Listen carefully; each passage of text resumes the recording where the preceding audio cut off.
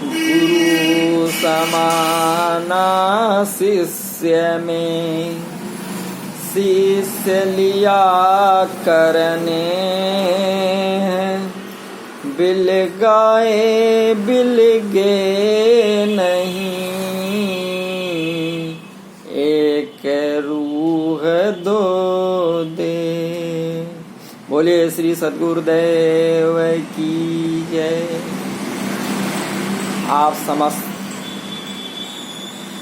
श्रोता बंधुओं को हमारा हार्दिक प्रणाम, सप्रेम नमस्कार है। और अध्याय 4 का ये पहला श्लोक है। 49 एपिसोड प्रारंभ हो रहा है, जिसमें आप सभी लोगों का हार्दिक स्वागत है, हार्दिक अभिनंदन। आइए देखते हैं कि अध्याय 4 का पहला श्लोक क्या है। इसमें भगवान श्री कृष्ण जी कहते हैं कि इमं विवस्वते योगं प्रोक्तवान अहम आव्ययम् विवस्वान् मनवे प्राह मनुः इच्छा कवे आब्रवीत।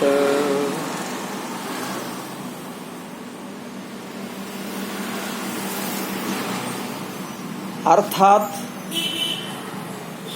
अहम इमं आव्ययम् योगम विवस्वते प्रोक्तवान विवस्वान मनवे प्राह मनु इच्छाकवे आब्रवीत। कि मैंने इस अमर योग विद्या का उपदेश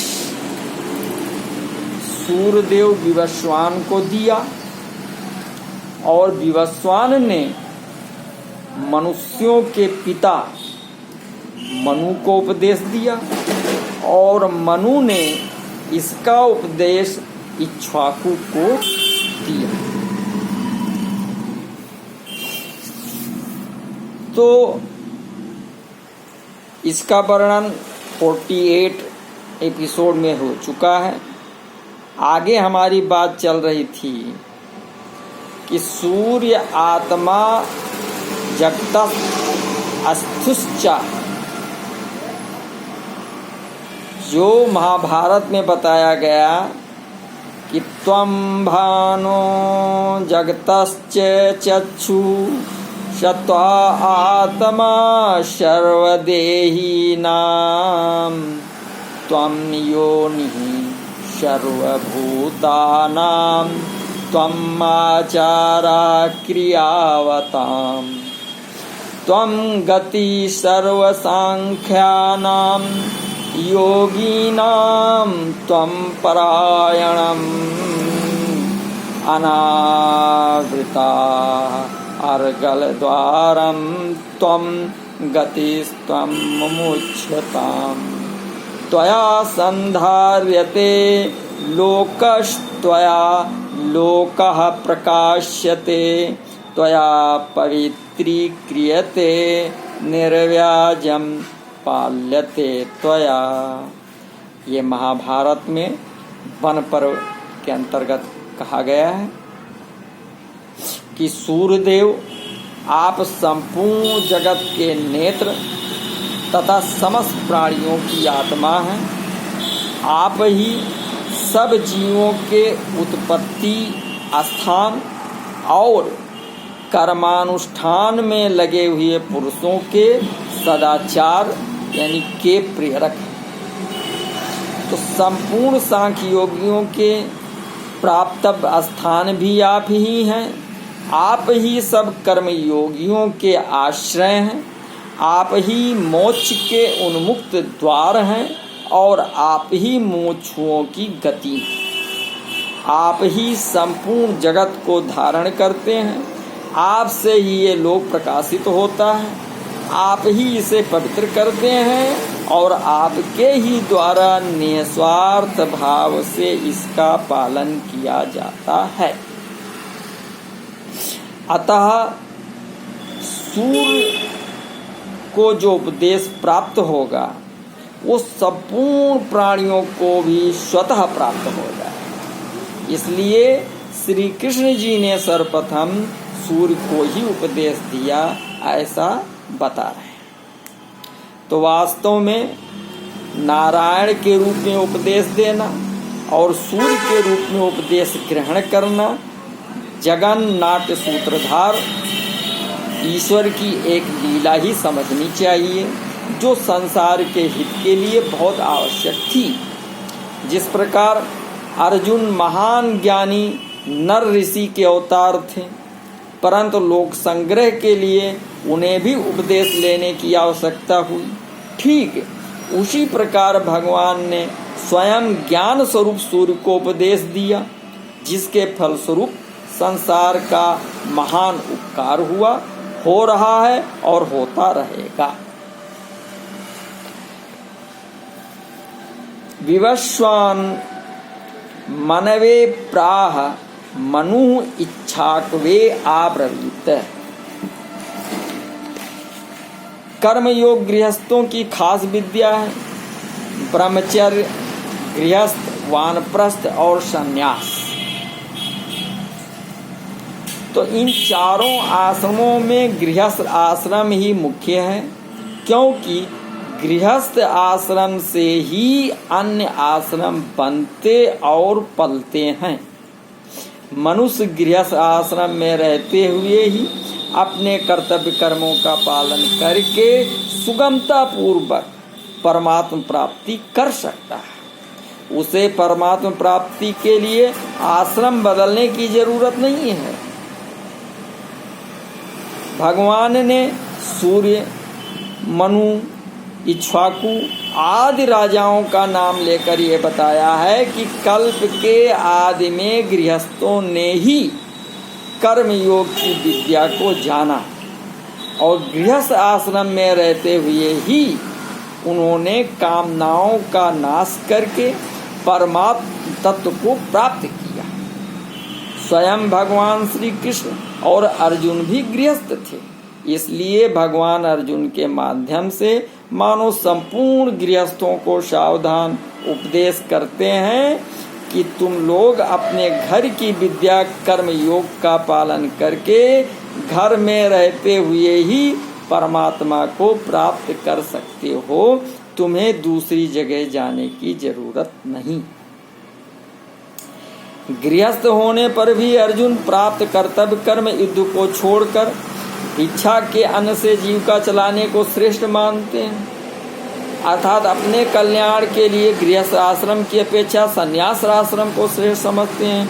इसीलिए इन पदों से श्री कृष्ण जी मानो ये बताते हैं कि तुम भी राजघराने के श्रेष्ठ गृहस्थ हो। कर्मयोग तुम्हारे घर की खास विद्या है, इसलिए इसी का पालन करना तुम्हारे लिए श्रेष्ठ है।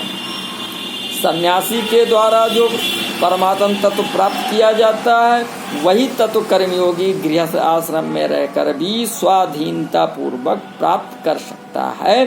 अतः कर्मयोग गृहस्थों की तो मुख्य विद्या है, पर सन्यास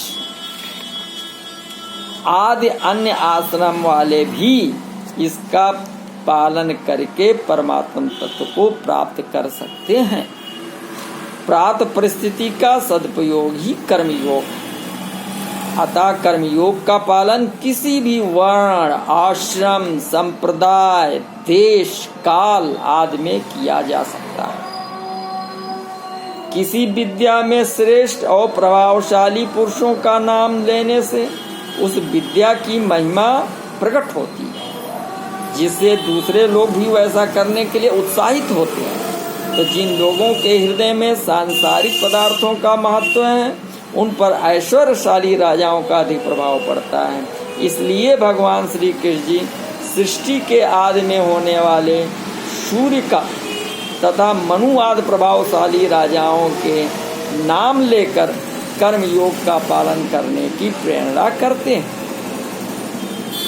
तो विशेष बात यह है कि क्रियाओं और पदार्थों में राग होने से अर्थात उनके साथ अपना संबंध मानने से कर्मयोग नहीं हो पाता। गृहस्थ में रहते हुए भी सांसारिक भोगों से अरुचि यानी उपरत अथवा कामना का अभाव होती है। किसी भी भोग को भोगें, अंत में उस भोग से अरुचि अवश्य उत्पन्न होती है, उससे उगता जरूर जाए। तो ये नियम है।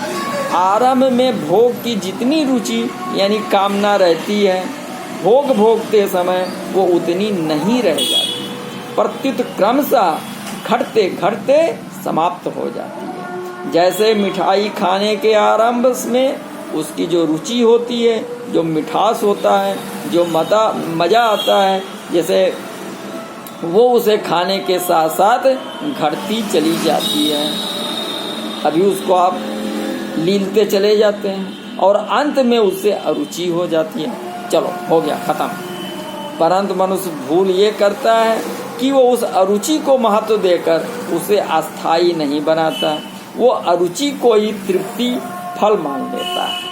परंतु वास्तव में अरुचि में थकावट अर्थात भोगने की शक्ति का अभाव ही होता है। तो जिस रुचि या कामना का किसी भी समय अभाव होता है, वो रुचि या कामना वास्तव में स्वयं की नहीं होती। जिससे कभी भी अरुचि होती है, उससे हमारा वास्तविक संबंध नहीं होता। जिससे हमारा वास्तविक संबंध है, उस सत स्वरूप परमात्म तत्व की ओर चलने में कभी अरुचि नहीं होती, प्रत्युत रुचि बढ़ती ही जाती है। यहाँ तक कि परमात्म तत्व की प्राप्ति होने पर भी प्रेम के रूप में वो रुचि बढ़ती ही रहती है। स्वयं भी सत्स्वरूप है, इसलिए अपने अभाव की रुचि भी किसी को नहीं होती।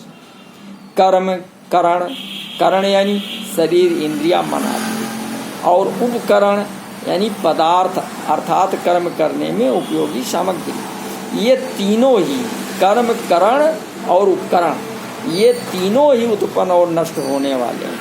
फिर इनसे मिलने वाला फल कैसा नित्य होगा? वो तो नाशवान ही होगा।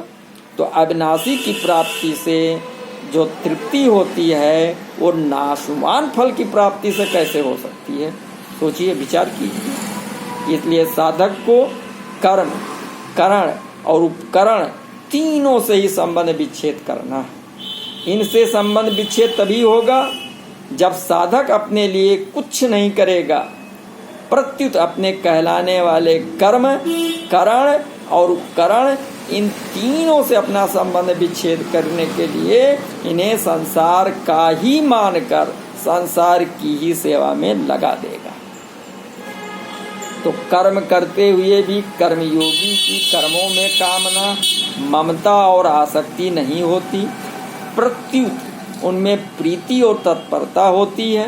कामना, ममता तथा आसक्ति अपवित्रता करने वाली हैं और प्रीति तथा तत्परता पवित्रता करने वाली है। तो कामना, ममता तथा आसक्ति पूर्वक किसी भी कर्म को करने से अपना पतन और पदार्थों का नाश होता है तथा उस कर्म की बार बार याद आती है, अर्थात उस कर्म से संबंध बना रहता है। परंतु प्रीति तथा तत्परता पूर्वक कर्म करने से अपनी उन्नति और पदार्थों का सदुपयोग होता है, नाश नहीं, तथा उस कर्म की पुनः याद भी नहीं आती, अर्थात उस कर्म से संबंध विच्छेद हो जाता है। इस प्रकार कर्मों से सर्वथा संबंध विच्छेद होते ही नित्य प्राप्त स्वरूप अथवा परमात्म तत्व का अनुभव हो जाता है।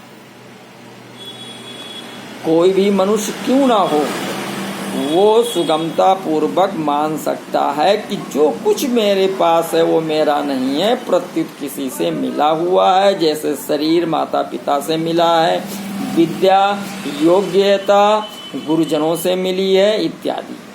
तो तात्पर्य यह है कि एक दूसरे की सहायता से ही सबका जीवन चलता है। धनी से धनी व्यक्ति का जीवन भी दूसरे की सहायता के बिना नहीं चल सकता। हमने किसी से लिया है तो किसी को देना, किसी की सहायता करना, सेवा करना हमारा भी परम कर्तव्य है। इसी का नाम कर्म योग है।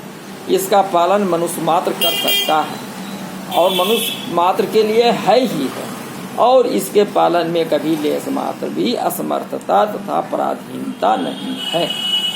कर्तव्य उसे कहते हैं जिसे सुखपूर्वक कर सकते हैं, जिसे अवश्य करना चाहिए अर्थात जो करने योग्य है, और जिसे करने से उद्देश्य की सिद्धि अवश्य होती है। जो नहीं कर सकते उसे करने की जिम्मेवारी किसी पर नहीं है, और जिसे नहीं करना चाहिए उसे करना ही नहीं है। जिसे नहीं करना चाहिए उसे न करने से दो अवस्थाएं स्वतः आती हैं, एक निर्विकल्प अवस्था अर्थात कुछ न करना, अथवा जिसे करना चाहिए उसे करना।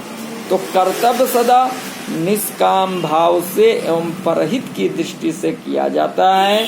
सकाम भाव से किया गया कर्म बंधन कारक होता है, इसलिए उसे करना ही नहीं है।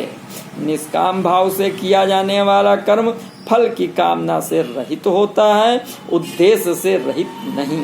उद्देश्य रहित चेष्टा तो पागल की होती है। फल और उद्देश्य दोनों में अंतर है। तो फल उत्पन्न और नष्ट होने वाला होता है, पर उद्देश्य नित्य होता है। उद्देश्य नित्य प्राप्त परमात्मा के अनुभव का होता है, जिसके लिए मनुष्य का जन्म हुआ है, मनुष्य योनि मिली है। तो अपने कर्तव्य का पालन न करने से उस परमात्मा का अनुभव नहीं होता। सकाम भाव, प्रमाद, आलस्य आदि रहने से अपने कर्तव्य का पालन कठिन प्रतीत होता है। तो वास्तव में कर्तव्य कर्म का पालन करने में परिश्रम नहीं है। कर्तव्य कर्म सहज स्वाभाविक होता है, क्योंकि ये स्वधर्म है। परिश्रम तब होता है जब अहंता, आसक्ति, ममता, कामना से युक्त होकर अर्थात अपने लिए ही कर्म करते हैं। इसलिए श्री कृष्ण जी ने राजस कर्म को परिश्रम युक्त बताया है। आगे आएगा 18वें अध्याय में। तो जैसे भगवान के द्वारा प्राणी मात्र का हित होता है, ऐसे ही भगवान की शक्ति भी प्राणी मात्र के हित में निरंतर लगी हुई है। जिस प्रकार आकाशवाणी केंद्र के द्वारा प्रसारित विशेष शक्तियुक्त ध्वनि सब जगह फैल जाती है, टेलीविज़न पे जो कार्यक्रम आते हैं उसके सभी जो है सिग्नल्स पूरे वायुमंडल में फैल जाते हैं। तो ये एक सजातीयता होती है, तो उस नंबर पर वो ध्वनि पकड़ में आ जाती है। तो इसी प्रकार जब कर्मयोगी स्वार्थ भाव का त्याग करके केवल संसार मात्र के हित के भाव से ही समस्त कर्म करता है, तब भगवान की सर्वव्यापी हितैषणी शक्ति से उसकी एकता हो जाती है और उसके कर्मों में विलक्षणता आ जाती है। भगवान की शक्ति से एकता होने से उसमें भगवान की शक्ति ही काम करती है और उस शक्ति के द्वारा ही लोगों का हित होता है। इसलिए कर्तव्य कर्म करने में ना तो कोई बाधा लगती है और न परिश्रम का अनुभव ही होता है। कर्मयोग में पराश्रय की भी आवश्यकता नहीं है। जो परिस्थिति प्राप्त हो जाए उसी में कर्मयोग का पालन करना है। कर्मयोग के अनुसार किसी के कार्य में आवश्यकता पड़ने पर सहायता कर देना सेवा है। जैसे किसी की कोई चीज़ खराब हो गई, चल रहे हैं, किसी की गाड़ी खराब हो गई और उसमें वो धक्का दे दिया आपने, अतः हम भी इस काम में उसकी वो धक्का दे रहा है, हमने सहायता कर दी, तो ये सेवा है। तो जो जानबूझकर कार्य को खोज कर सेवा करता, वो कर्म करता, वो सेवा नहीं, क्योंकि ऐसा करने से उसका उद्देश्य पारमार्थिक न रहकर लौकिक हो जाता है। तो सेवा वो है जो परिस्थिति के अनुरूप की जाए। कर्मयोगी ना तो परिस्थिति बदलता है और ना परिस्थिति ढूंढता है, वो तो प्राप्त परिस्थिति का सदुपयोग करता है। प्राप्त परिस्थिति का सदुपयोग ही कर्मयोग है। अब द्वितीय श्लोक में श्री कृष्ण जी कहते हैं, एवं परंपरा प्राप्तम इमं राजऋषया विदुः साकालेन इह महता योगः नष्टा परंतप। तो अर्थात परंतप एवं परंपरा प्राप्तम इमं राज ऋषया विदुः महता कालेन सहयोगा यह नष्टा। हे परंतप, इस तरह परंपरा से प्राप्त इस कर्म योग को राज ऋषियों ने जाना, परंतु बहुत समय बीत जाने के कारण वह योग इस मनुष्य लोक में लुप्त प्राय हो गया।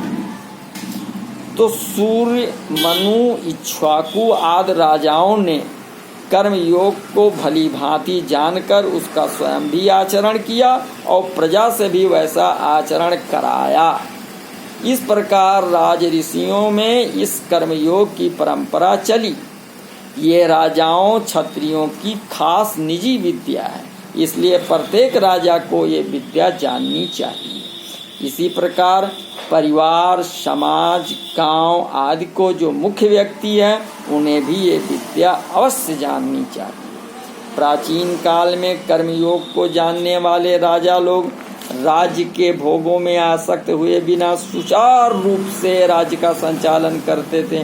प्रजा के हित में उनकी स्वाभाविक प्रवृत्ति रहती थी। सूर्यवंशी राजाओं के विषय में महाकवि कालिदास लिखते हैं कि प्रजानामेव भूत्यर्थम साताभ्यो बलम अग्रहीत सहस्रगुणम उत्सृष्टम उदात्ते ही रसम रवि। तो वे राजा लोग अपने प्रजा के हित के लिए प्रजा से उसी प्रकार कर लिया करते थे जिस प्रकार सहस्त्र गुना बनाकर बरसाने के लिए ही सूर्य पृथ्वी से जल लिया करते हैं। तो तात्पर्य है कि वे राजा लोग प्रजा से कर आदि के रूप में लिए गए धन को प्रजा के हित में लगा देते थे। अपने स्वार्थ में थोड़ा भी खर्च नहीं करते थे। अपने जीवन निर्वाह के लिए अलग खेती आदि काम करवाते थे। कर्मयोग का पालन करने के कारण उन राजाओं को विलक्षण ज्ञान और भक्ति स्वतः प्राप्त थी। यही कारण था कि प्राचीन काल में बड़े बड़े ऋषि भी ज्ञान प्राप्त करने के लिए उन राजाओं के पास जाया करते थे। श्री वेदव्यास जी के पुत्र सुखदेव जी भी ज्ञान प्राप्ति के लिए राजर्षि जनक के पास गए थे।